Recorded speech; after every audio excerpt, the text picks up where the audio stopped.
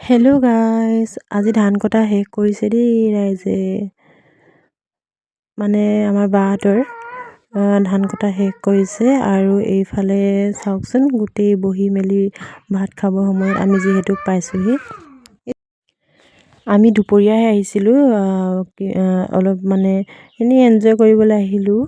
তাৰপাছত এইফালে ভাত পানী খাই আকৌ মানে ধান কাটিও শেষ হ'ল, আমিও গুচি গ'লোঁ। এইফালে চাওকচোন ভাতত ভাত খাবলৈ পথাৰত ইমান ভাল লাগে নহয়নে। এইফালে কাটি লৈছোঁ চকলা টেঙা, আকৌ এইফালে গোটেই এতিয়া সকলোৱে ভাত খাই বৈ আকৌ কাটিব, তাৰপিছতে শেষ হ'ব। এতিয়া শেষ হোৱা নাই বাৰু।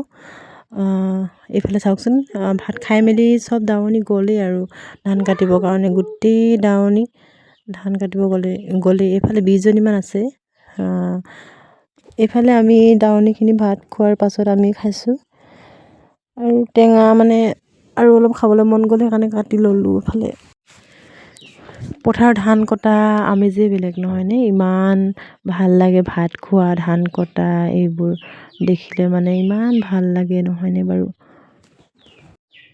এইফালে ভিডিঅ' বনাবলৈ আহিছে এজনী, আকৌ এইফালে চাওকচোন মুঠিখিনি কিমান ধুনীয়া লাগিছে।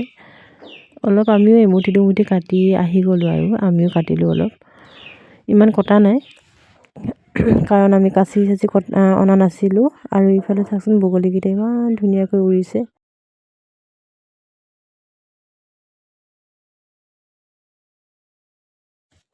আপোনালোকৰ বাৰু ধান কাটি শেষ হৈছেনে? আমাৰ যে এইফালে প্ৰত্যেকৰে ধান কাটি শেষ হৈছে আৰু দেই। আৰু এইফালে এতিয়া নতুন খোৱাৰহে কথা, মানে সকলোৱে নতুন খাব এতিয়া।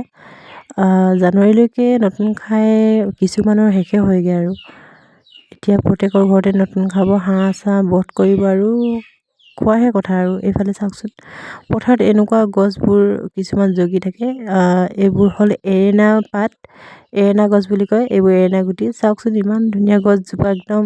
এইবোৰ পলুৱে খায়, পলু যেতিয়া মানে এইবোৰ খাব পাৰে নহয়, সিহঁতক একো নালাগে। এৰেনা পাত পলুৱে খায়।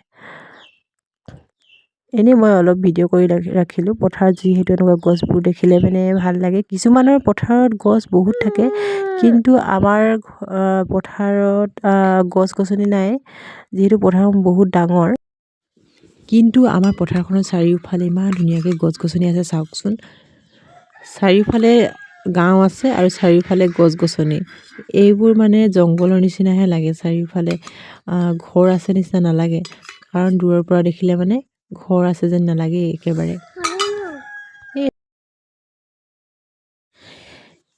এতিয়া আমাৰ ঘৰলৈ যোৱাৰ সময় হ'ল, এতিয়া আমি ঘৰলৈ ৰাওনা হৈছোঁ। আজিলৈ ভিডিঅ'টি ইমানেই।